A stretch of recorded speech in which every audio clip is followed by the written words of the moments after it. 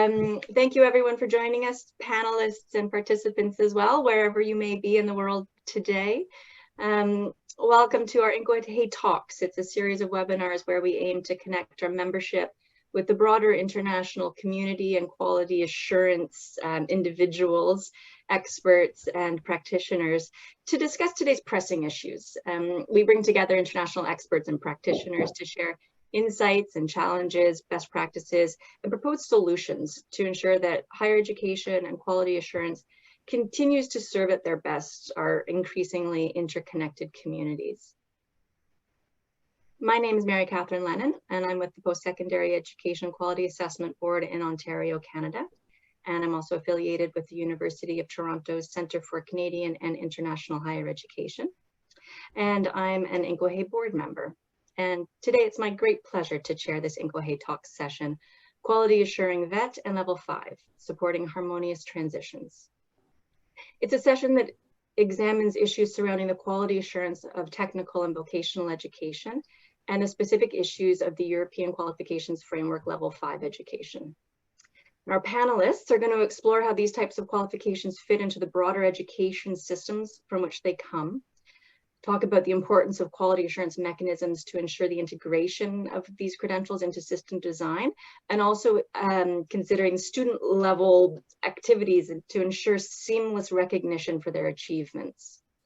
Of course, critical to all of this is the role of quality assurance that supports the legitimacy of the provision and the educational achievement of students and ensures recognition within both the educational and labor market spheres. So I'm delighted to have joining us today for this important conversation, a panel of experts who deal with these issues in both theoretical and practical manners. First, I'd like to introduce you to Eric Martinsen, who's the director of the Dutch Inspectorate of Education, specialized in quality assurance at the system level of Dutch universities and polytechnics. He's on the board of the European Universities Institute in Florence, and is a well-known expert on the European standards and guidelines for quality assurance in the European higher education area. Eric is also a member of the strategic board of Chain 5, and where one of his missions is to stimulate the development of level 5 education in an international context. And it was very much at Eric's suggestion that we brought forward this session to our broader community today. I'll turn next to Hans. Hans Dale is the general manager of LIDO, a Dutch lifelong learning network for vocational and higher professional education. His last formal position was Dean of Faculty in Amsterdam, and he's now working full-time at LIDO. Hans is president of Chain 5, the community of practice for Level 5, and he's active in discussions about the position of a European Level 5 area and about starting a process for higher vocational professional education at the EQF Levels 5 and higher. So thank you for joining us today, Hans. Kristen Vinje is the Chief Executive Officer at NOKUT, the Norwegian Agency for Quality Assurance and Education, which is an independent expert body under the Ministry of Education and Research in the country. She has broad expertise in leadership and management through previous positions in both public and private sector, including academia. She has a PhD in chemistry from the University of Oslo and holds several board positions and is, amongst other things, chair of the board of the Norwegian Meteorological Institute. She has for 8 years served as a Norwegian politician, both as vice mayor for finance in the city government of Oslo and as a member of parliament, serving as the head of faction in the Standing Committee on Education, Research and Church Affairs. Thank you very much for joining us today, Kirsten. Next, we have Leah Matthews. Leah serves as the Executive Director of the Distance Education Accrediting Commission located in Washington, D.C. The DEAC is a private nonprofit organization founded in 1926 that accredits fully distance education institutions, serving nearly 1.2 million students annually. The DEAC is recognized by the U.S. Department of Education and the Council for Higher Education Accreditation, CHIA. Ms. Matthews holds a Bachelor of Arts in Music from Westminster College in New Wilmington, Pennsylvania, a Master of Public Administration from the University of Oklahoma, and a PhD in Education from George Mason University in Fairfax, Virginia. Leah is also a former VP of INQAAHE, and we're delighted to have her back with us today. Thanks, Leah. And Karen Belfer. Hi, Karen. Karen is the Executive Director of the Ontario College Quality Assurance Service, OCQAS. In this role, Karen oversees the self-regulatory mechanisms for the public colleges in Ontario and is responsible for the operation of the Credentials Validation Service and the College Quality Assurance Audit process. Prior to joining the OCQAS, Karen spent 7 years as the Dean of the Centre for Instructional Development and Applied Research at the Vancouver Community College, a unit responsible for college-wide instructional development, program review, curriculum development, educational technology, and applied research implementation.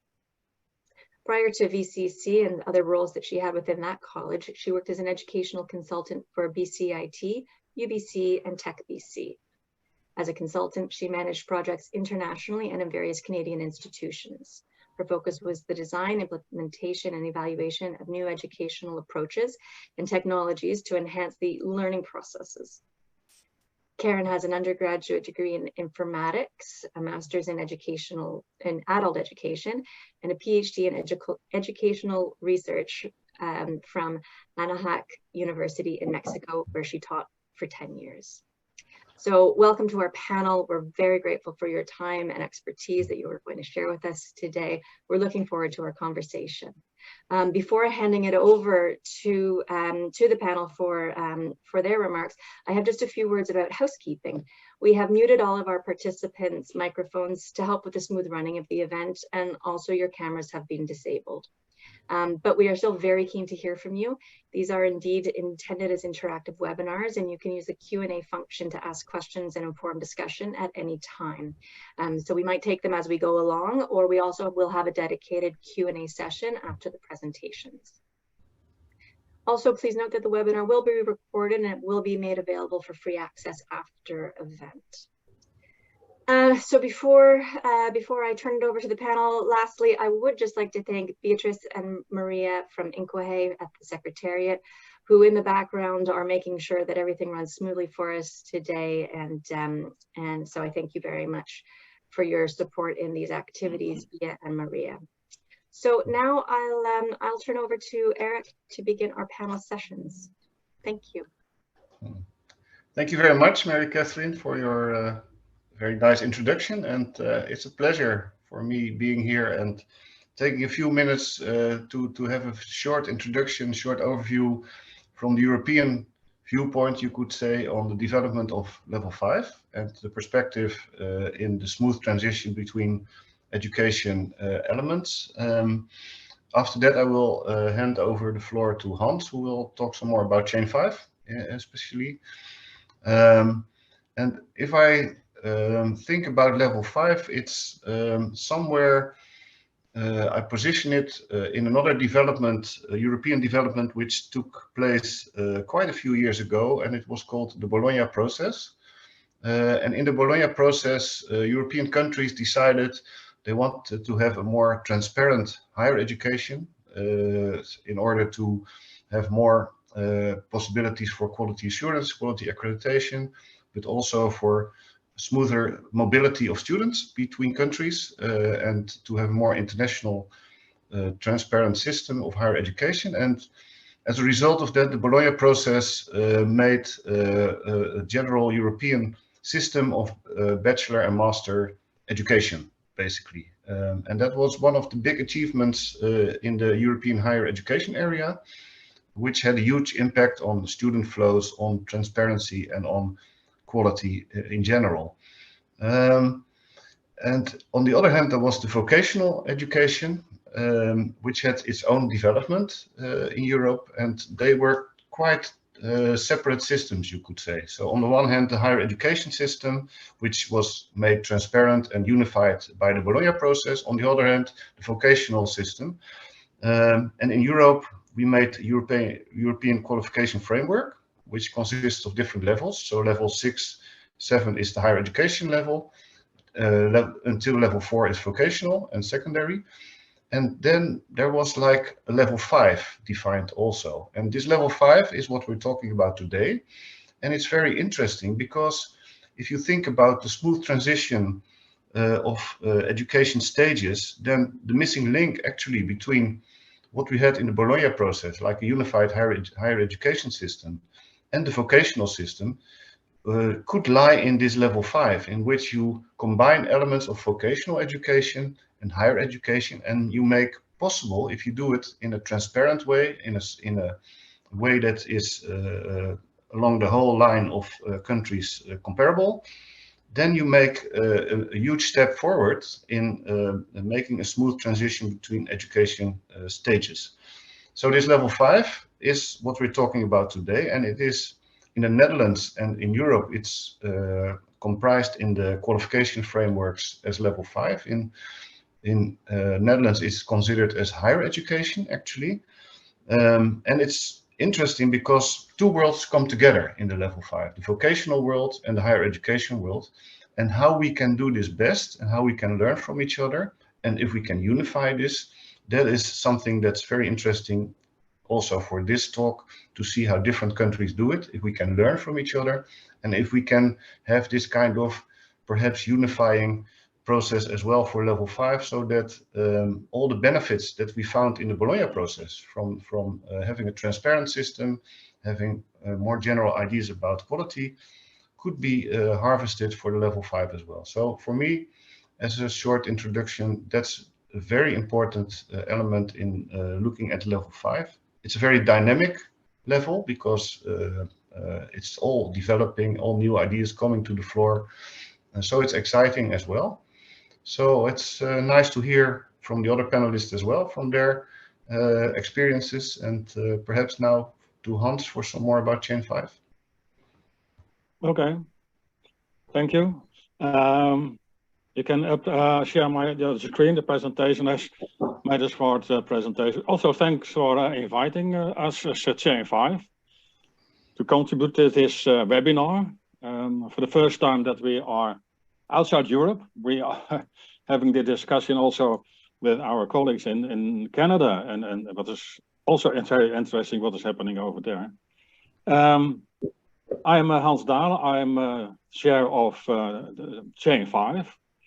First of all, I can tell a lot of things about Chain 5. We had a discussion some time ago, and it took 1.5 hours to explain what we are doing, what we are aiming for, and what we are hoping that will in a few years more focusing on level 5 qualifications in Europe, and maybe have some collaboration outside with other parts of the world. So it's a short presentation about Chain 5, so it's an introduction. If you want to know more, you can visit our website or come to one of the activities next year, the conferences we are organizing, also about quality assurance. It's a community of practice.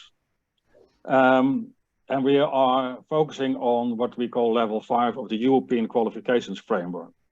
Maybe you're aware of that. We have a European qualifications framework, but in Ireland, they have also the Irish qualifications framework, and they have 10 levels. So our level 5 is level 6 in Ireland, and maybe level 3 in France. So it's, but we are talking about, we're focusing on, as a reference, the European qualifications framework, and what we call level 5. It was founded in 2013. So next year we are celebrating our 10th anniversary. Why it was founded? Because, like Eric said, you had a discussion from 2000 on in the Bologna process in the European higher education area. And there was more focusing on level 6, 7, and 8 on the bachelor, master, and the doctorate, the PhD. But level 5 was more in the politics or in the strategy or in what countries are doing by using the national qualifications framework. It was important in that year, it was decided that the highest entry level to higher education is level 4. So in all those countries that have decided, part of the European higher education area, that the highest entry level has to be 4 and bachelor is level 6. So it's easy to understand in between is level 5. So who was responsible for level 5? Is that vocational education and training or technical vocational education and training? All those associations in Europe, in countries, the member states, or was it part of the European higher education area? So we started a discussion about what can we do? How can we use level 5 in general, the whole spectrum, to make the system more flexible. And level 5 in European higher education area was adopted in 2018 in Paris by the ministers, and it is called short cycle. Because they call it cycles in the European higher education area. No degrees, no program, they call it cycles, so it's short cycle. So it is founded then to ask to more attention for how can we use level 5 in Europe, but you know, education is a national issue, how to use it in your own country. We have 690 members. We are a non-profit, so membership is for free. You can join us, no problem. Only if you are attending some conferences or workshops, then you have to pay for that. That's all. 37 countries. But what's important for this discussion is that if we're looking at a level 5 in tertiary education, and tertiary education is all above secondary education. You know, there's discussion about post-secondary. We call it tertiary education, level 5, 6, 7, and 8. And we, for the discussion, maybe you have a lot of other possibilities. You can have 3 sectors. It's higher education, and higher education, like Eric mentioned, is regulated in the Bologna process with all those instruments and criteria you have. The other one is what they call higher vocational education and training. We think that the better name is what Eric always said, is to combine vocational and professional. Higher vocational professional education. It's a Swiss name. It is the name they are using in Switzerland for this type of qualification. And the third one is really difficult to describe, but it's business education and training of non-formal, non-degree business diplomas, where the employers' organization, the labor market, the world of work is involved. So all those not regulated, it's not regulated by higher education and all those criteria and instruments, why we have higher vocational education and training, level 5 and higher. Everything parallel to that. And what I said, it's absolutely important to look at how to use level 5 for progression from level 4 to level 6, from vocational education and training to level 5 in higher vocational education and training. So that's what we are aiming for. And the community is very practical to discuss with all those colleagues, all those experts, this organization from time to time in thematic groups, etc., about this. The link with quality assurance and accreditation, because it's now about quality assurance and accreditation. Like I said, we have 3 systems for tertiary education, and all the 3 of them, they have their own approach. In higher education, they have standards, European standards and guidelines. Okay, there are no new issues about that, etc., but they have some standards and guidelines. And the accreditation bodies, they are in the European higher education area, are using them. So that's fixed. We can use them. They have a lot of experience. We can learn from, if we are talking about the other 2 sectors, other 2 systems, what have they reached already in higher education? The other one is higher vocational education and training of higher VPE. They have in Europe what they call the system INQAAHE.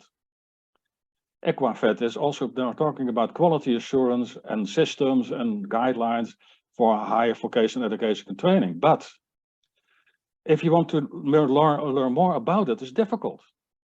Because we're talking about the Netherlands, and Netherlands is not used. I think we have our own system.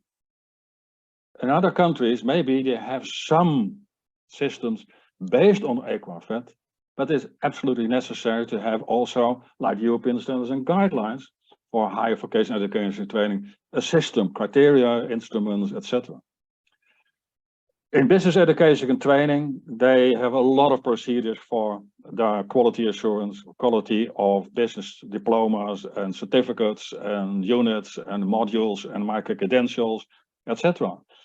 They've been controlled by employers' organizations, by professional bodies. So they have a lot of procedures to use how to guarantee the quality of a non-degree program or non-formal, private, etc. There's also discussion in the Netherlands. So our aim is in the next year and the next 2 years, looking at similarities and how to combine, not to fight each other, not to compete and said, okay, my system is better, but how can we use it for having in countries and national organizations, institutions, how can you use what they have already learned in other sectors? So to combine that. And then, yeah, we are starting a process. We do some research. We will start some research about it, what is already going on. And then looking for a process in Europe, what I said about the collaboration, level 5, and maybe level 5 is a bridge to level 6 in higher vocational education and training, higher VPE. Because the European Commission is looking also parallel to the higher education system, or can we have also level 5, 6, and 7, or maybe also level 8 for those students, those workers, those employees, they are not able to enter higher education to have a diploma at a higher level. We have a conference maybe next year in April and May 2023 with the help of INQAAHE. We will contact INQAAHE, now well known I think to everybody, the organization, network, and the European Commission, like I said, because they're really interested in what we are doing and will help us. It's politics, you know, that's really difficult to find the right people, the right organization within the European Commission. And of course, the national accreditation bodies like the NVO in the Netherlands, working for Netherlands and Flanders. We have contacted QQI, celebrated the 10th anniversary, because they started exactly what we are aiming for. They have a project started by the ministry for a unified tertiary education system. Because they saw that colleges are now universities, and universities are more focusing on academic. So I asked them what's happening at level 5, and they will be more replaced by apprenticeships, you know, higher apprenticeships, work-based learning. So they said, okay, not fighting, competing in Ireland, we need a flexible system. So the ministry took the initiative to start a project for unified tertiary education. So maybe we can have the conference next year in Dublin, in Ireland, to learn more from them. And I'm making a bridge, because we at Chain 5 2 weeks ago, we had our conference in Oslo. And QQI is combining everything. So they are responsible for vocational education training, for higher education, the national coordination point, for recognition of prior learning. So it's a combination. In the Netherlands, they have for every sector, they have their own organization. And I think in Norway, it's the same. They have also a new position to discuss in Norway about how to progress, how to have a possibility for vocational education training, and to start level 5, your higher vocational education. So that's also a good example. I hope that you will also help us to organize the conference, so to making the bridge.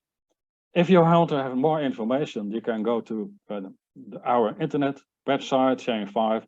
Do you have more questions, or do you think at the end of this webinar, oh, I forgot something, you can email me. And if I don't know, I ask Eric to formulate the answer. So let's do that. Thank you. That's great. Thank you so much, Eric and Hans. It's really interesting to hear the monstrous work of coordinating all of the different European agencies, countries, systems, frameworks that are in place. So thank you very much. We're now going to turn to Kristen, who is going to tell us about the experience of No Code and actually trying to implement some of these issues. Thank you. Thank you so much, and thank you, Hans, for giving me that bridge to my presentation. I will try to share my screen now. Share. So, do you see what I see now? Quality assuring vet and so forth? Looks great, thank you. Excellent. Then I will just start to tell you a little bit about the cell, who we are and how we work and where we go. And we are the Norwegian Agency for Quality Assurance in Education in Norway, and we are an independent expert body And we have a board to separate us from the ministry, which is the owner of us. And we are approximately 150 employees at the time.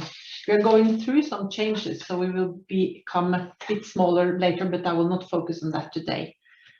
And of course, we contribute towards quality assurance and enhancement in education with the focus on higher education. And of course, we are a member of INQAAHE, and we are using the standards and guidelines for quality assurance given out by INQAAHE. And I would just say that even for any kind of quality assurance we do, we are very aware that at the heart of all quality assurance activities are the twin purposes of accountability and enhancement. And that is very important to underline, that it's both controlling and giving advice so that we can enhance the quality. That's maybe the most important effect of what we are actually trying to do in this business. And I just wanted to give you a little overview of the sector that we are responsible for in a way with our external quality assurance activities. We have higher academic institutions, 37 in the numbers, and 312,000 students based on numbers from last year. And in the higher vocational institutions, we have a lot fewer students, of course. It's 58 institutions and approximately 28,000 students based on last year's numbers. So this is just, you know, to give you an overview of how the map is looking in Norway. And the blue dots you can see there, that is something called study center, but that's more of a kind of a regional office for different kinds, and I will not go more into details there. And as I told you, the European standards and guidelines are guiding us both in the academic institutions and in the vocational institutions. But what is important to say is that we also have a lot of regulations in the Norwegian law system that, of course, is in our framework. So what we do in quality assurance, we recognition of programs. And we also have recognition of the right to establish programs in a specific subject area in the higher vocational education. And in order to be able to give programs in Norway, you have to have an acceptable quality assurance system. And we do check that in regularly. We have to do it regularly in higher academic institutions. That's regulated in the Norwegian law system. When it comes to the higher vocational institutions, we are not regulated by law to do that, but we try to follow the same procedures in our work that is defined in the European standards and guidelines dealing with the higher academic institutions. But we also do a lot of work with respect to supervision of the institutions so that we can guide them and share experiences across the institutions. The quality enhancement work that we do, we of course do a lot of quality assurance reports that we share publicly and in seminars and workshops. We provide guidance, and we do podcasts and webinars to share experiences across the country, but of course we try to share experiences across nations, as we try to do today as well, which we see is very important, both to share our practices and to gain knowledge from other nations with different experiences.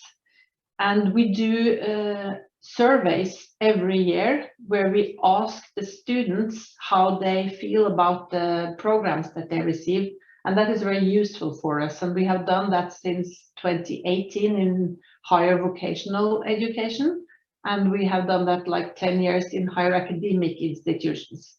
So we try to do the same things towards higher academic institutions as we do towards higher vocational educations. But basically, NOKUT has only responsibility for higher education, it be either the academic or the vocational. But we're we are responsible for tertiary education. Just make that sure. I'm not quite sure how it is in all other countries, but that's our scope of work at least. In the evaluation and analysis, we do a lot of studies and analysis in order to acquire and compile, communicate knowledge about the useful in the development work for the institutions. And we do a lot of further development of our own instruments, and our statistics and quantitative databases is quite comprehensive.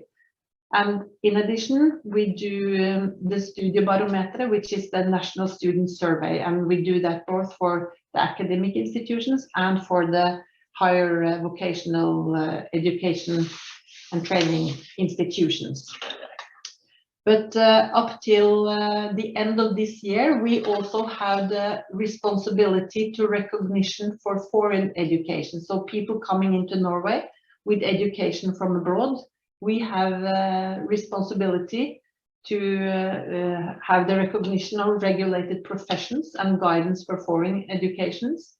We have also responsibility for recognition of higher education basically, and it is also responsible. We are also responsible for recognition of vocational education and training, and that is both on the INQAAHE and INQAAHE 5. And we also have a special procedure for recognition of education for people coming from abroad without verifiable documentations, which is a very important procedure, especially these days with a lot of refugees. And we also have this instrument developed when the refugee crisis in 2015, which is very important for us to help people without documents to come into the labor market in Norway, so that we have developed quite good instruments to find out, even though people cannot bring their paperwork. Yes, that was done based on the work migration in Norway and the lack of system to assess foreign VET and TVET qualification made it difficult for skilled workers to get a position. So that's why we have developed this scheme for paperless people. So which is a very, very interesting and good procedure that we have been developing for many years now. As I said, this recognition of foreign education, that is something that we are not going to do in the further time. It will be handed over to another institute in Norway, but the service will still be on, but we will not be responsible for it, just so that this is being said. What we see in higher vocational education is that there is an enormous increase in number of students. Just the last few years, it has doubled. And that is due to the political interest of vocational educational training in Norway, and it has been focused a lot last years, and that is very positive. But we see an enormous increase amount of accrediting programs in our business. So we have service of just over recognition programs, but also recognition of the right to establish programs in a specific subject area. And that is in order to give the institutions a broader possibility to make programs without having to apply for accreditation in NOKUT, so that they become more independent. And the student survey for vocational school students, as I told you, that is commissioned by the ministry, and we've done that since 2018. And in 2022, around 20,000 recipients and more than 9,000 respondents, accounting for 720 programs at 57 vocational schools, answered to it. So it gives us a very broad impression on how the students feel that the programs are hitting their expectations. And we do a lot of analysis on these, based on this data, to provide to the schools so that they can develop their programs based on all these data. And of course, we share a lot of of this data, so that it's a basis for further development for many people. I will skip that one. And we do also have a lot of publications that people can look at to see how this is being used. So this is just something that I wanted to highlight so that you know how this can be. If you contact me, I can show you more of this on a later stage. So the European Qualification Framework, that is the topic also for this talk. We are at the moment doing an evaluation of the Norwegian Qualification Framework, and we have done a lot of work with several descriptive reports to be published before the end of this year. We are a little late, so maybe after Christmas, but that covers the perspectives of the students and institutions, academic environments, and the final evaluation of this will be published by the end of Q1 2023. The Norwegian Qualification Framework gives a view of the Norwegian system and its levels of qualifications, and the tertiary vocational educations is in 5 and university 6 to 8, of course. And in the evaluation that we do, we are examining how the framework is used and whether the NQF stated goals are currently fulfilled. And the project also looks at the prerequisites for and possible consequences of opening up for vocational education at a higher level in the national qualification system. So that is basically what I was going to introduce to you, and this is just a picture of all our employees trying to improve our own work. So I'm happy to answer questions further on. Thank you.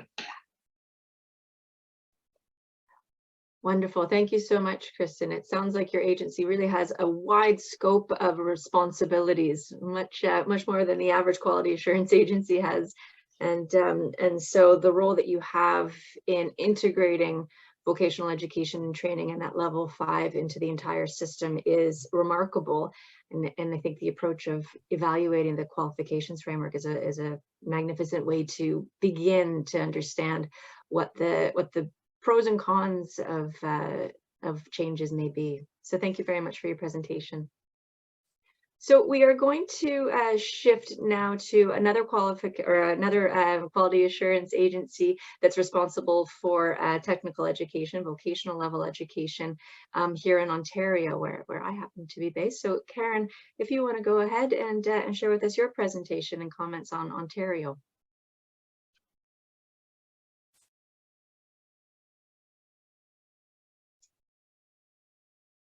Thank you very much, Mary Catherine. It's a pleasure to be here. It's an honor. And let me share my screen.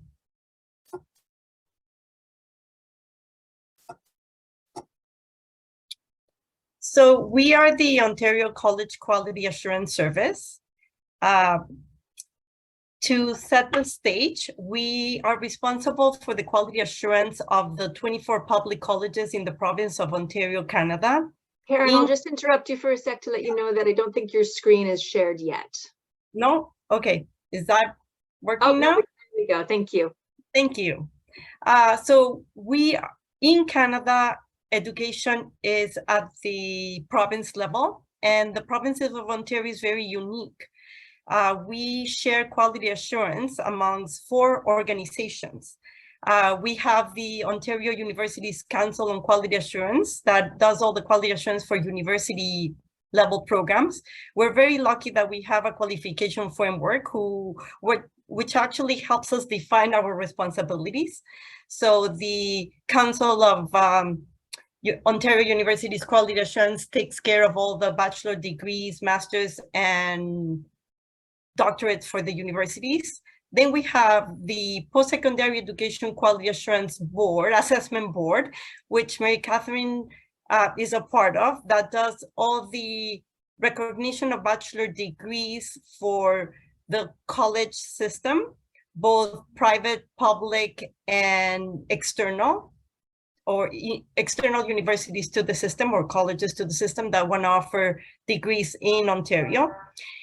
And there's also an institution called the Indigenous, I think it's Advanced Education and Skills Council that does all the quality assurance for Indigenous institutions in Ontario, both universities and college, and that was formed only 5 years ago. So we only do public colleges, and to that responsibility, we do both the quality assurance of programs, or recognition of programs, as you call it. In this recognition of programs, we're mostly looking at the ministry requirements. And the ministry requirements are very specific. We have a quality, an Ontario framework. We do certificates that are 1 year. We do diplomas that are 2 years, and we do advanced diplomas that are 3 years. All of them under chain 5, as you call it, is after vocational education and prior to higher education. But the ministry requirements are very specific and really help us guide the type of recognition that and expectations of a program. We have, in some programs, program standards are developed by the ministry, similar to Australia. It's only 10% of our programs that have program standards. But these ministry requirements have also the expectation that all programs should have essential employability skills, that they should have general education, so breadth to the programs. But very interestingly, they have also the need to include experiential learning. And in that experiential learning comes the connection between the academic and the employer's needs. The ministry requirements also determine the duration of the program, that determine the level of the knowledge. Ontario is an outcome-based education, and everything is based on the level of learning that is expired at each of these credentials. We are also responsible for the quality assurance of institutions, or as you call it, the enhancement of institutions.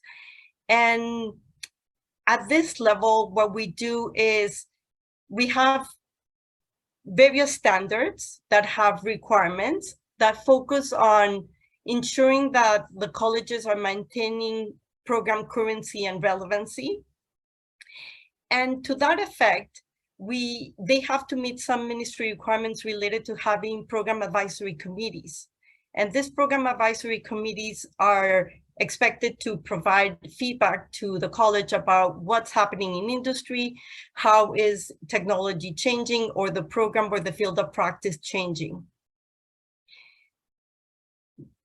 It's important to know that part of the education in Ontario has certain values, and those values are based on consistency and access. So when we're doing the recognition of programs and when we're doing the quality assurance of institutions, we're always making sure that when the colleges are maintaining program currency and relevancy, they're looking at access as an option, and access and opportunity for laddering too, so that students can move easily from secondary education to the college system, and from the college system, from the certificates to the diplomas to the advanced diplomas, and later to bachelor degrees, either at the college level or at the university level. The other important thing that we look at is how the colleges develop programs. So we have some requirements focus on curriculum development practices. Everything is definitely outcome-based, but how they're mapping, how they are looking at the curriculum to meet the needs of the particular credential that they're developing. And last but not least, we have a whole area focused on policies, academic policies that help guide how students navigate that educational experience, how colleges allocate resources, how is the quality of the delivery, and the quality of the delivery from the perspective of how are assessments done, how are faculty trained, how are the students evaluated just prior to graduating to ensure that they've met those vocational outcomes.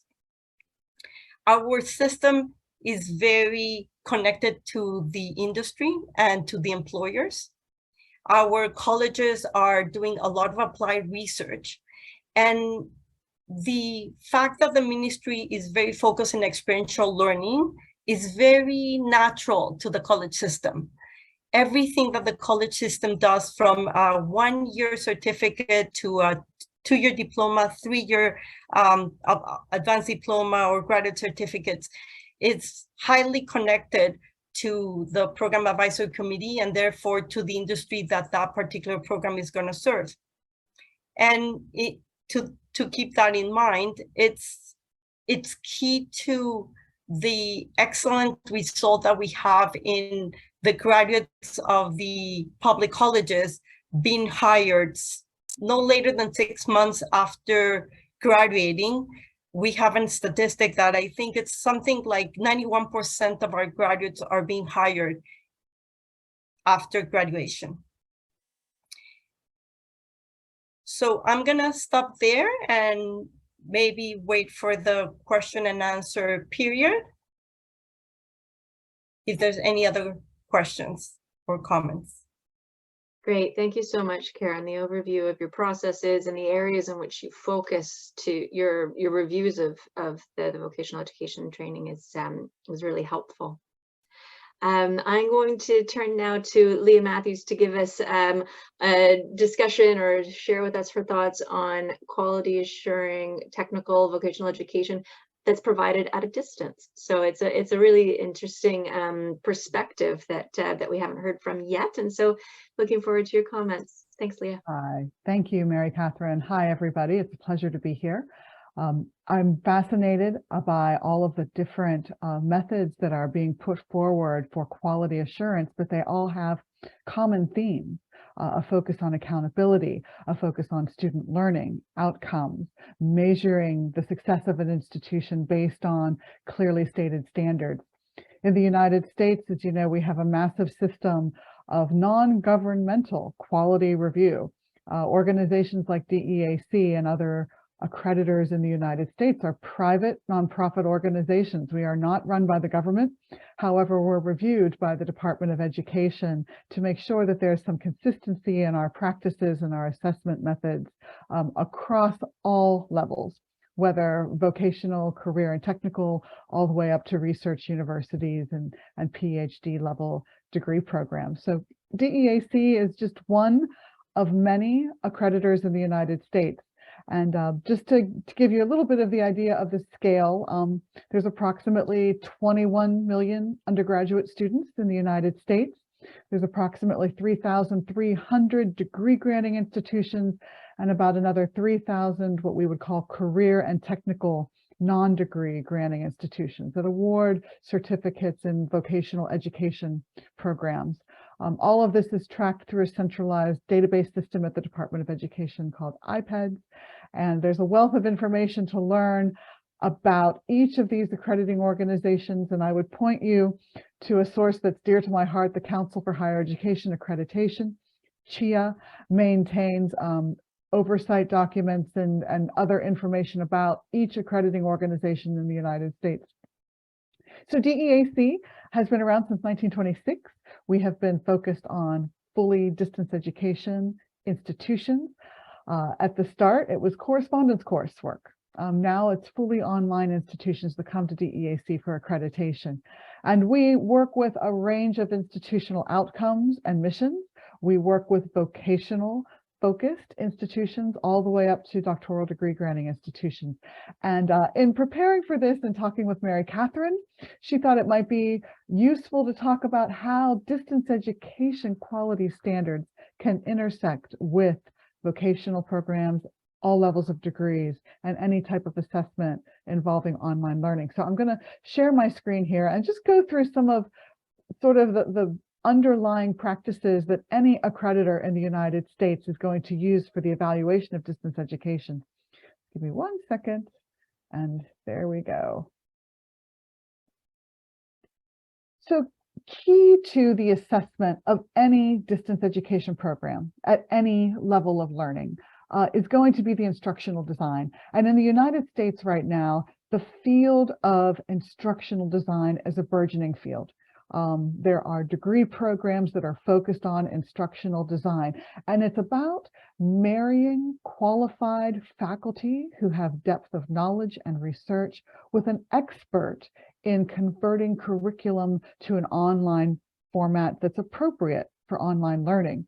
And this can be done in any kind of coursework, whether it's medical billing and coding, a Bachelor of Science in Business Administration, a physical therapist, master's degree. At all levels, qualified instructional designers can convert curriculum to be effective in online learning.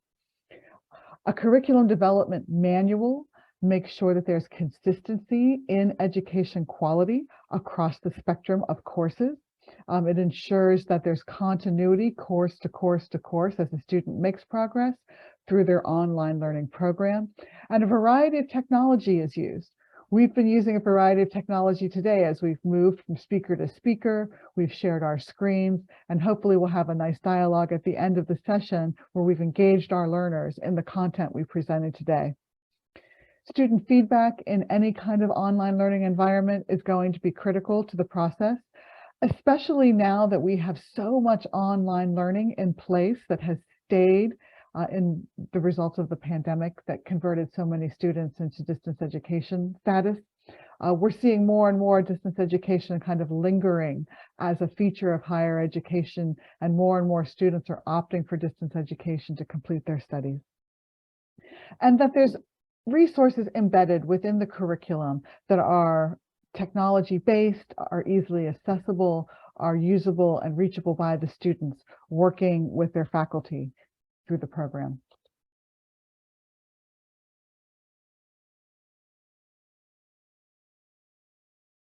There needs to be clear guidance for students in any distance education program.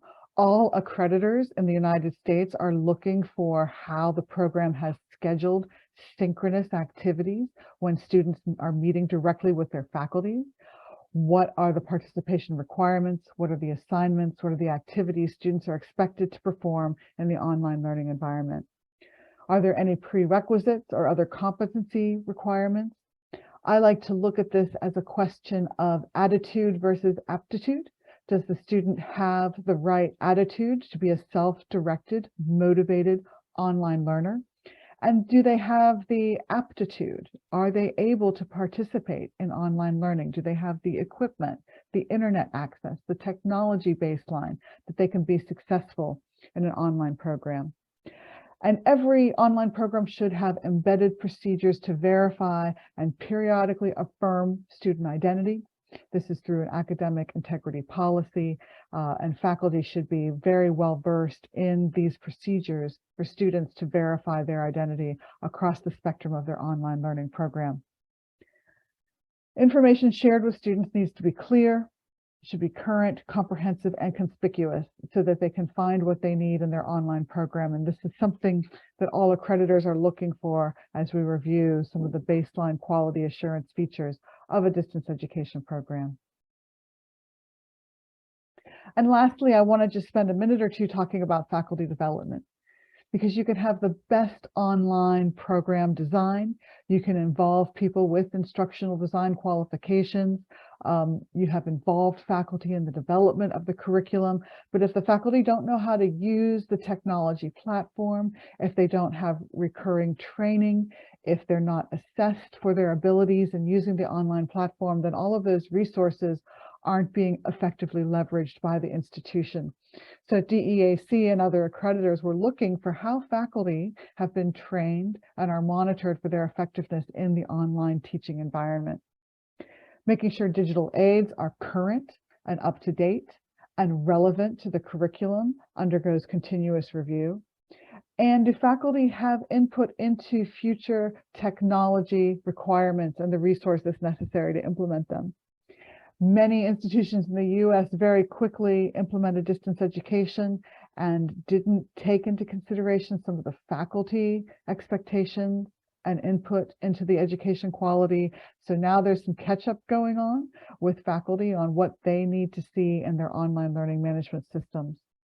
And also, is there access to good professional development resources for faculty to continue to develop in their craft of online learning and teaching students at a distance. So Mary Catherine, that's what I had planned to just provide as an overview into distance education. You asked me to touch on that. I'm happy to answer any questions about the system in the United States for quality assurance, and it's very much so decentralized feature. So thank you very much. That's great. Thank you so much. Yeah, I think the conversation today really highlights that the way in which quality assurance is embedded within different systems. Sometimes it's very central, and certainly in the case of NOQUT, there's a wide breadth of responsibilities. Where in your case, Leah, you have a narrower scope, and there's a lot of different players. And similarly, in the situation we have in Ontario, we have a coordinated system, but with a number of different players with very specific realms of responsibility.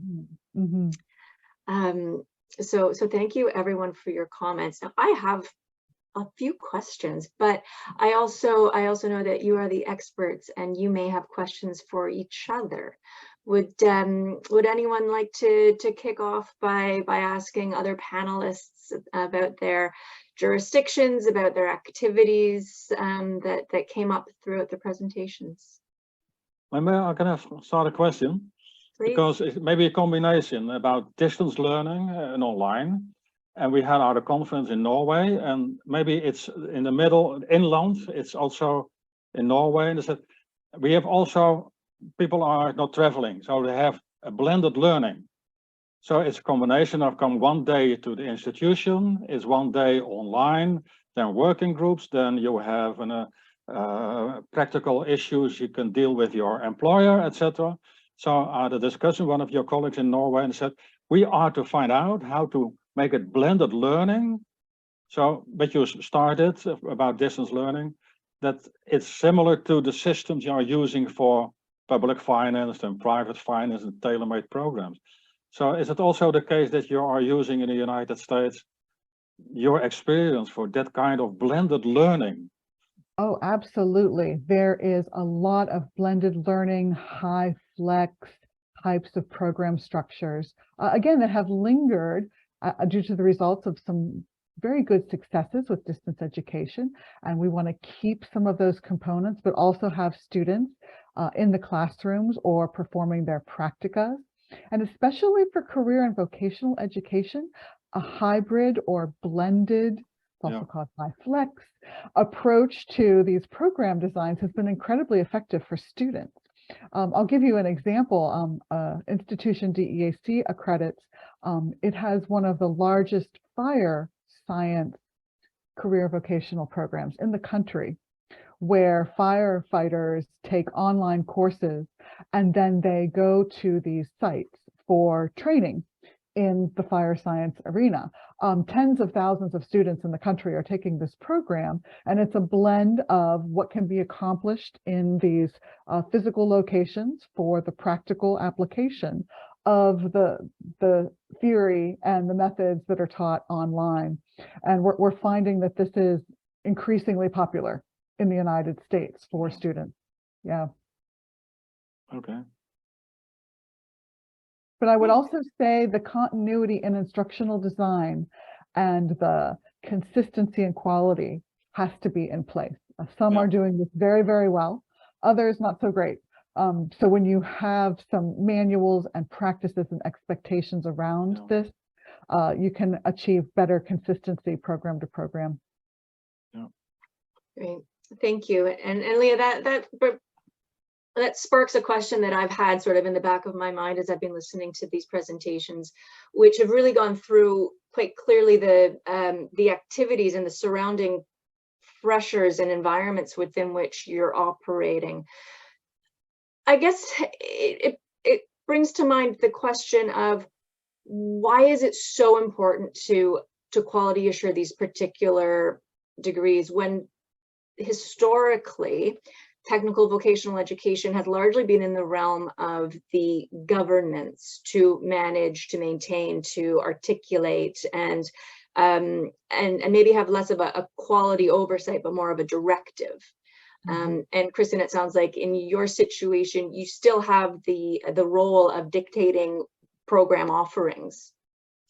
So I'd like to hear general thoughts on what's the role of quality assurance in creating a seamless system for higher education overall, vis-a-vis these credentials. How can quality assurance really support the integration of these credentials into the systems? Karen. That's a very good question. I think from my experience and perspective, what's very important on quality assurance at this level, it's for me two things. One is the relationship to the work or the employers, the industry. This particular group of programs are very short, but very important to build the economy, right? These students are with us for a short period of time, but they're going to be working very closely and very fast in the community, right?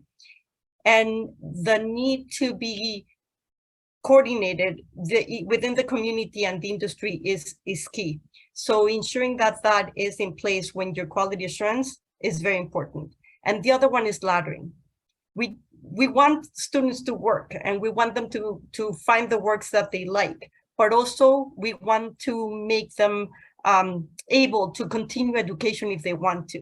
So those laddering opportunities or scaffolding that have to be recognized when you're doing quality assurance are key to ensure that one-year program can be linked to a second-year program, and those students are not left without anywhere to go.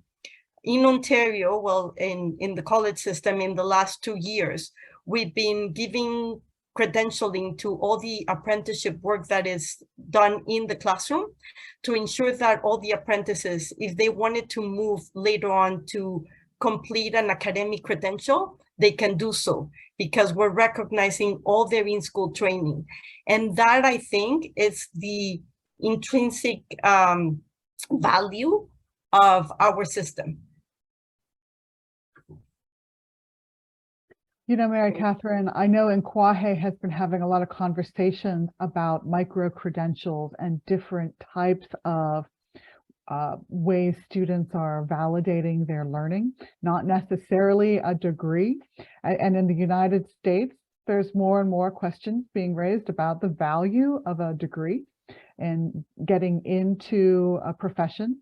And so I think to kind of what Karen is saying, how do you assure the quality of these different types of learning experiences students have, these different kinds of credentials that are not necessarily coming from the higher ed system. They're coming from industry, they're coming from boot camps, they're coming from online massive open courses, and how can we help students package these learnings in an appropriate way that then helps them get to their ultimate goal of a degree or other credential. And quality assurance has more work to do in that arena. I think that also level 5, also in the Netherlands and the Flanders, is labor market driven. Mm. It's level 5 in higher education is more or less also academic, professional, but if you're higher vocational or level 5 in vocational, it's labor market. It's the world of work. It's asking for having this type of qualifications. And then what you are saying is that then if you want to progress with having higher vocational education and then to a professional bachelor, that's also an issue. You have to discuss, etc. So I think that's one of the characteristics of level 5 now, what's going on in Europe, that it is labor market driven. The labor market is interested. So the bachelor is 3 or 4 years, it's a little bit academic, etc. It's also in Canada. I learned that Canada, there are now institutes also offering level 6, professional. So it's an exciting time at the moment to look at what is happening at level 5 as the bridge to 4 and 6. And 6 has higher education or more or less also vocational education and training. Always said in the Netherlands, the employers are saying, I want to have competencies we can need. We need them now, at this moment, and not waiting for academics, and they have to learn another year how to deal with that. So, but I learned it also from Norway. That is, it started 5, 6 years, 7 years ago, I think, the discussion to have it. There was a need from the labor market that we need level 5 also in Norway. And in Sweden, it's the same discussion. Finland also. It's very interesting. Yes, I totally agree. It's labor market driven, and we see it in Norway. It's a tremendous interest, and the number of students in this vocational training is growing very, very fast. So we have a lot to do to accreditate programs. So what we are working with, together with the industry and the institutions, is how can we make the institutions more robust to develop programs themselves without having to apply for accreditation for each separate program, because that is not, we cannot do that in the future if you look at this growth and this interest. So we have a tremendous development work going on in Norway, how to make the institutions more robust and able to offer programs based on their own competence. So that's really important. And in the system in Norway, so that in order to give programs, you need to have a confirmed quality system. That's in the law. So they need to have that quality system in place before they can offer a program. And then if they have the qualifications to offer new programs in the broader area that we have confirmed, then they can be faster to give programs that is needed from the industry or labor market. Thank you. All right, Eric? Muted. Oh, Karen, why don't you go ahead? Yes, oh, sorry. Go ahead, Eric. No, but at the same time, I think it's basically a pitfall to only go for labor market, because one of the things we decided on in the Netherlands, and also probably in other European countries, is that we consider level 5 as part of the higher education system. So that's, you could say, well, that's just labeling, but at the same time, I think for our students, for instance, level 5 should be a real upgrade from level 4. And the upgrade to some extent is introducing elements of higher education in the education, and not only focusing on specific labor market technologies or things that employers would like to see, but also on more skills that are related to higher education, that are found in Dublin descriptors, in standards and guidelines, that are more in that realm, because we think that level 5 should be a real upgrade from level 4, and it should really be a good transition into the higher education system. And you need, to some extent, to really approach it, in our view, as part of higher education, with strong vocational elements included also. And then it's still difficult to have a strong profile for level 5 as, for instance, for the bachelor or for the master. It took us years in the Netherlands to give it that kind of strength. We are only getting there slowly, I think. But I would say labor market is important, employers are important, but level 5 to us is really an upgrade into the higher education system. So that's something that should be considered, I think. Sure, that there's an academic to it. Karen? I couldn't agree with you more, Eric. I think our system is built for laddering, right? We want to take those students from the labor market 1 year certificate, technical certificate or technology-based or vocational, to the diploma, to the advanced diploma, to the degree. And part of that is the thought that you're always thinking about where this certificate can take you and where this diploma can take you. And it's always in the mind of accessibility, right, and laddering. And one of the things that we do, and I had a question for Kristen, is we do only desk reviews of our programs, right? Because they're 1 year, 2 year, and our review is outcome-based, curriculum-based, checking all the ministry requirements. When you say that you want to give more autonomy to your institutions to recognize their own programs or validate their own programs, is there a difference between how you quality assure a vocational or a Chain 5 program from a bachelor degree from a master's? To give you a prompt answer to that question, we try to follow the same procedures when we qualify in higher vocational education, the same, at least the same principles that we use for higher academic institutions. Although we don't have to do that because the regulations are a bit different, but we try to use the same criteria. Although sometimes we have to moderate our structure because they are different of nature, but we aim to do it in the same way. And it's very important for us to say that we are only dealing with higher vocational education. We are not dealing with vocational education at level 4, and from 5 and up is what we are dealing with, just so that you understand. And I just want to say one more thing, because there is certainly a confusion about how we name these different kind of educations, and they are also different in nature. But in Norway, it's important to say that higher education has at least two different things. It's higher vocational education and higher academic education. So that's, but a lot of people confuse these notations even here in Norway. So, but I just wanted to say that we consider it higher education, either it's vocational or academic. It's the same in the Netherlands. We also have binary system. I think in Canada too. Yeah. Yeah, in Canada, we've always had a parallel system for vocational education and the more academic education. But increasingly, as the vocational streams into the academic and the academic streams into the vocational, particularly at higher levels, so sort of graduate work in vocational or technical areas, it becomes a little bit more muddied. It's no longer, there's perhaps less clarity of the laddering of progressions. Where people do go back and forth and have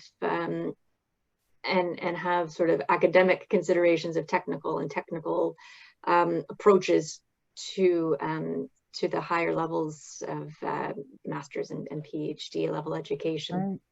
I would just add, having the same conversations in the United States, sorry, Han, about this ladder, and students are on the ladder and off the ladder.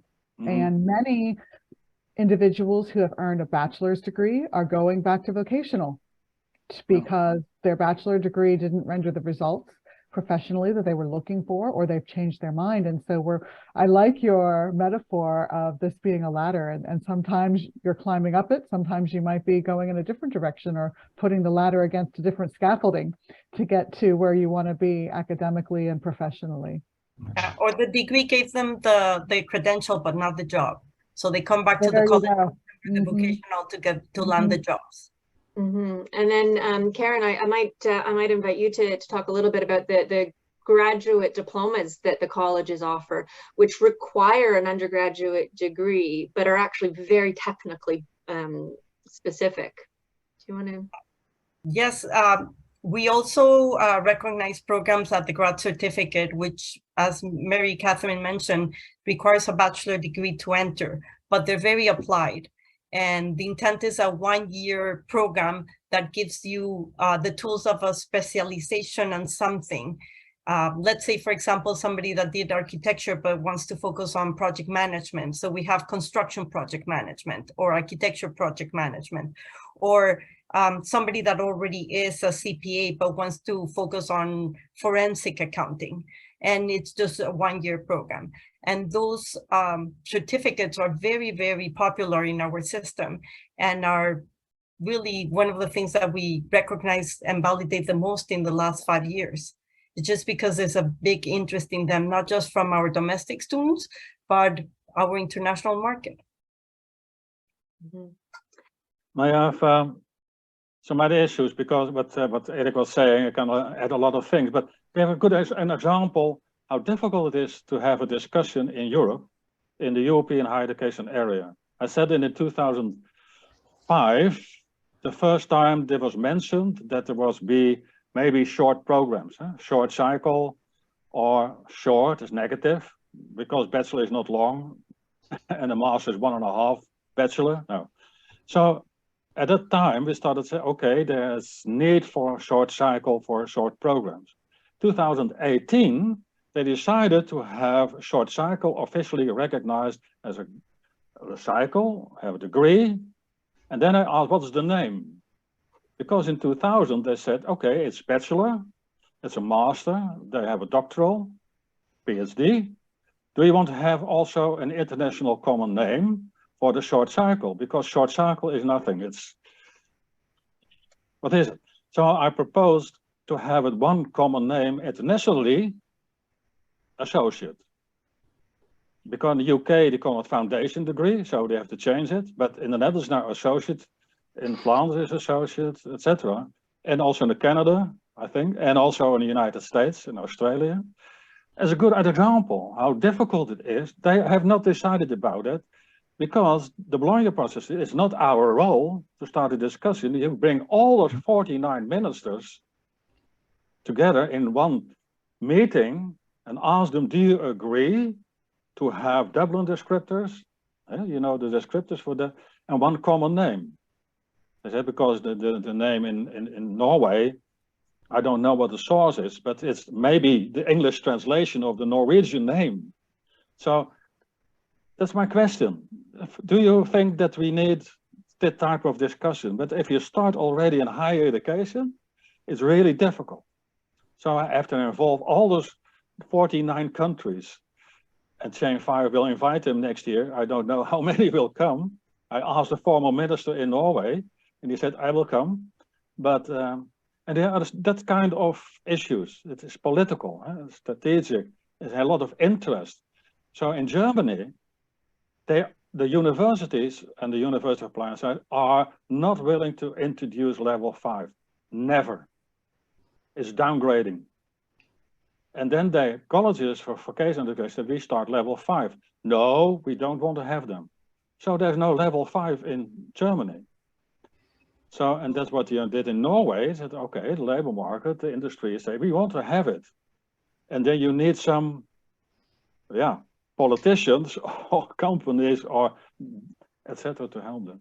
So and I think that's really interesting, Hans, and it's directly linked to a question that Fabrizio has put in the chat, and I might read it out and then invite you all to think about your responses to it, because Hans, I think it speaks directly to what you're thinking of the political importance of Chain 5 and this type of education. So the question from Fabrizio reads, do you think that as the education sector grows in importance and appreciation, it will contribute to put into question the received model of higher education, focused on academic theoretical skills, in particular at a time when questions about returns on investment for higher education, meaningful employment after higher education graduation are being asked?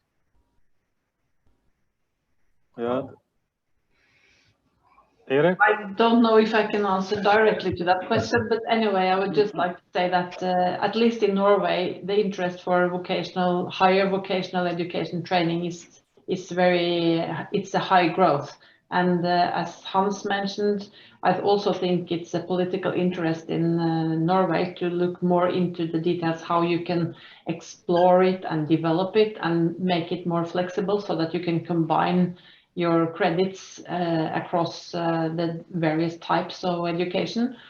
And as I said in my presentation, we are doing an in-depth analysis of the qualification framework at the moment. And I think just yesterday we released one out of many reports on that. And the entire evaluation of the framework that we're doing is finished just after Christmas in the first quarter of 23. So we at least have a lot of good and solid documentation on the evaluation of how it works, and that will foster a in-depth discussion in Norway about these topics, I'm quite sure.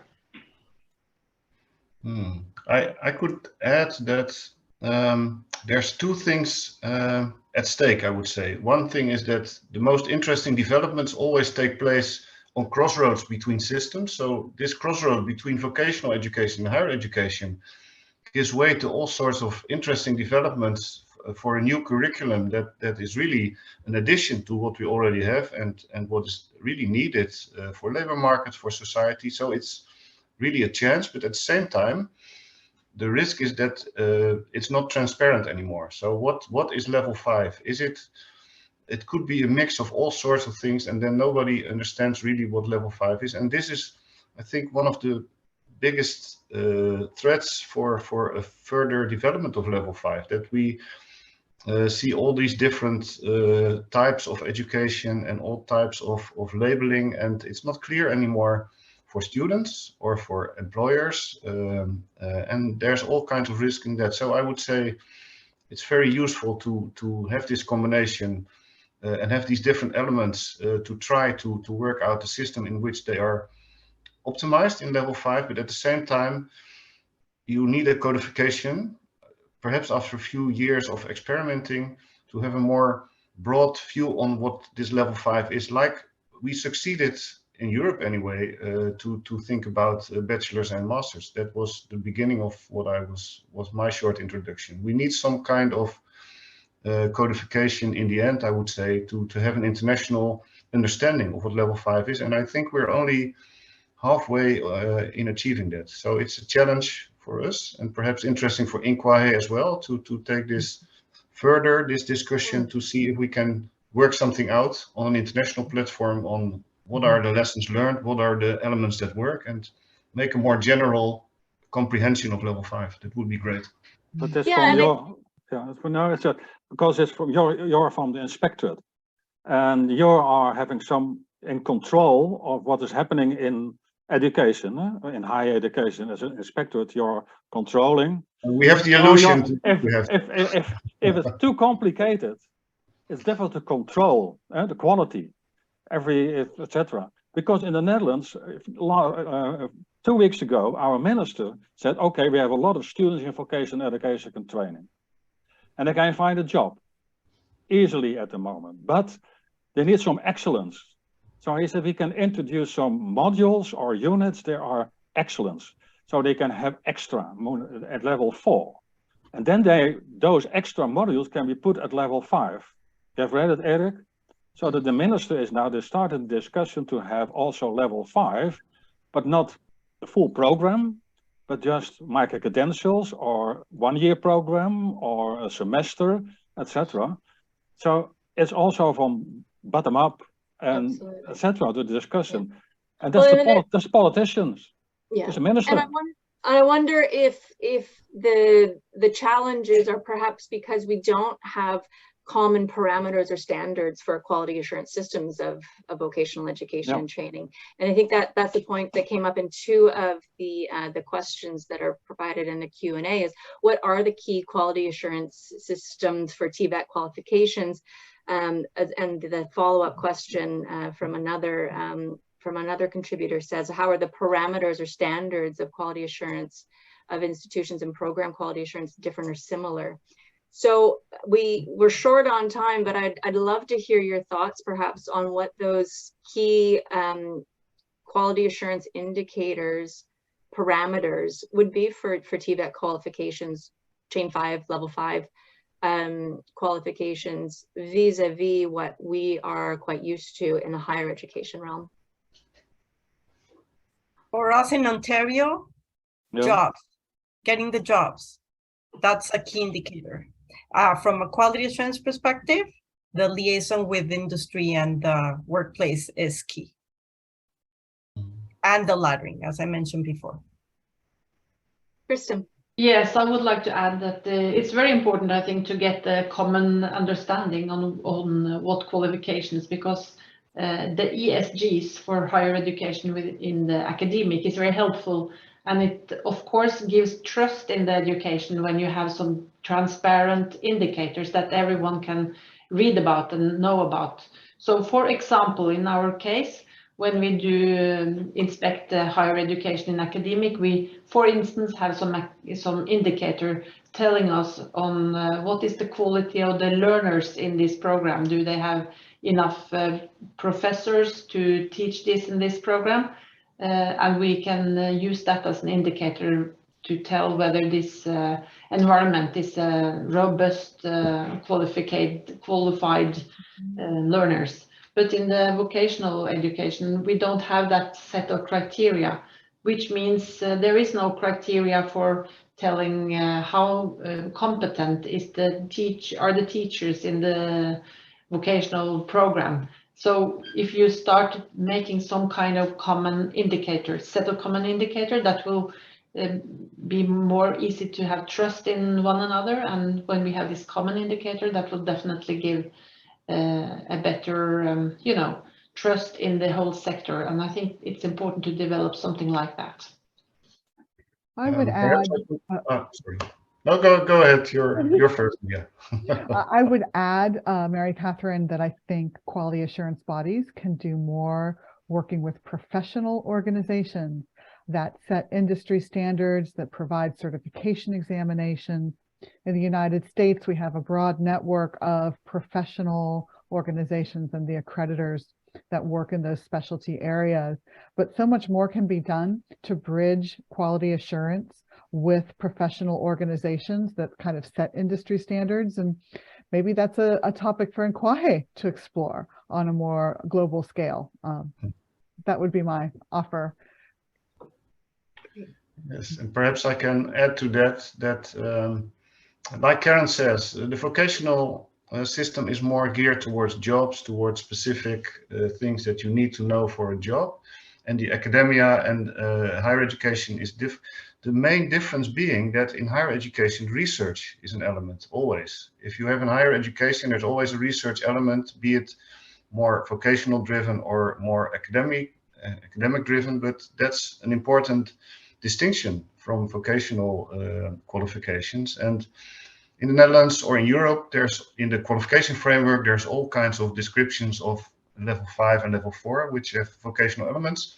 But also we have the descriptions in the standards and guidelines that are more academic or more higher education driven. So indeed, for INQAAHE, it would be interesting to delve into these two types of requirements and see, perhaps also with a specific attention to this research element, what is in level 5 the importance of that, and see if we can take it one step further in this discussion and see if we can learn and take it a step further. That would be very valuable.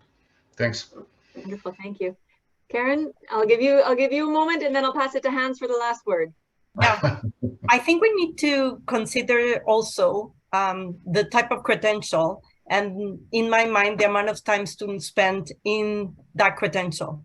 So I think quality assuring a 1-year certificate, the same way that we ensure a 4-year bachelor degree, might not exactly work. Maybe the criteria is similar, but I respond to the colleges. The colleges have very strong pushes from their communities to release programs. If we went through the process that PCAP does for degrees, for the degree, our colleges would not get their programs back recognized within the timeframes that we give them. So I would just invite the forum, as we discussed, to think about what are the quality assurance key elements and what are the same and what are different when we're quality assuring different programs at different levels. Thank you. And Hans? The famous last words, etc. Now about what you have also applied research, and also in vocational education and training you can do some research. Very simple maybe, and then you can do research to take it with you to a higher level if you're work-based learning, etc. Now, but I think that was an interesting discussion and to learn more, and it shows that we can go on and cooperate as Chain 5 and INQAAHE. But I think, and that's also my message that will be next year to and all the ministers, start a good, open, transparent discussion in your country about level 5, because also a hidden treasure, etc. And I always say, if the Bologna process in 2000 was started, was a discussion was about colleges, vocational colleges, higher education, professional, we had 4 cycles from the beginning. So then we had no issue, level 5. But it were universities, Sorbonne, you know, Cambridge, the big, famous high-level universities. 1.5 million people in Turkey were already in level 5. In other countries also, in France. But yeah, the academic world have a lot of influence, etc. So, and now we have to go back and said, okay, if you're not interested in higher education level 5, have it in vocational. And if you have both, talk about progression, collaboration, right. etc. Don't fight each other. Yeah, make it coordinate, and I think that that's important for educational coordination, labor market coordination. It's quality. It's about students. It's about student individuals. So, yeah. So our time together has come to an end. The conversation has been really interesting. I'm sorry we didn't have longer to further engage and to sort of tease out some of these really interesting topics that have come up. But I do hope that having entered or dipped our toe into the area, we can continue these conversations and work collaboratively to support the integration of level 5 and vocational education into our systems in a way that that is based on quality assurance and recognition. So thank you to all of our panelists. Before we leave, I just have a couple of announcements from INQAAHE. We are very pleased to have another INQAAHE Talks session coming up on November 16th. We are having a conversation on online and distance education in the Southern African region. We are partnering with our SACWAN colleagues and invite all of you to join in that conversation where we will hear about their unique situations and how they're overcoming some of the challenges and indeed the opportunities in distance education. And we'll also have a global perspective on how things might have changed in the past few years based on the COVID experience. And the final announcement is that if you have not yet seen them, I invite you to look on the INQAAHE website where we have just launched the International Standards and Guidelines. Members may be aware of the guidelines of good practice, which we always invite our members to review themselves against in cyclical reviews, which we think is best practice. And our updated version of the guidelines of good practice are updated and in fact fairly well revised to reflect the current state of quality assurance around the world. And I invite you to look at that, and thank you BF for including the link there. We will be having a session to discuss the ISGs on November 30th, and I invite you all to attend and participate, learn about the reason why we created them, what they look like, and what they intend to do as part of an integrated global higher education quality assurance community. So thank you again for your participation today, and I invite you to continue the conversations together. Did you have final words? Thank you so much. Thank you so much. Thank you. Bye-bye. Wonderful. Thanks very much. Keep in Bye. touch. Thank you. Bye-bye. Bye-bye.